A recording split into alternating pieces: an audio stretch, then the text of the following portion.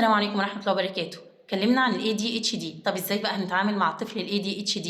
بنقدم نصايح للوالدين وبندعم الطفل. بنقدم نصايح للوالدين، بنقول لهم ايه؟ اضطراب يعني الطفل تعبان، يعني هو غصب عنه، فلازم ندعمه ونهتم بيه، ونبعد بقى عن ان احنا نلومه ونعاتبه، ونبعد بقى عن ان احنا نضربه الايذاء الجسدي والايذاء النفسي. لما نيجي نوكله بمهمة فلازم نقسمها لمهام بسيطة، ولما ينجح في تنفيذها فإحنا بندعمه وبنسقف له وبنشجعه وبنديله كمان مكافأة. طب إيه تاني؟ نبعد عن المشتتات الكتيرة، نبعد بقى عن الأصوات العالية وعلى الألوان، ولما يجي يلعب بلاش الألعاب الكتير لأنه مش هيستفاد، نخصص له وقت معين للعب و... ونبعد ونقسم له وقته كويس للأكل والمذاكرة واللعب ليه وقت، ونبعد ونقلل خالص وقت التلفزيون والموبايل وألعاب الفيديو جيم، نقللها ونبعد عن العنف. نهتم بالرياضة ونهتم بنظام صحي سليم، نبعد عن السكريات والمواد الحافظة والأكل من بره.